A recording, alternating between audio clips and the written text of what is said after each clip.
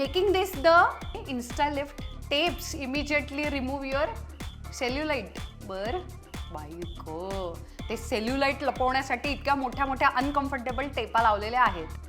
So ओढलं गेलेलं आहे आणि वरती my God, if it is that uncomfortable. साधं तुम्ही खूप घट्ट घड्याळ जर घातलं तर तुमचं रक्त साकळतं.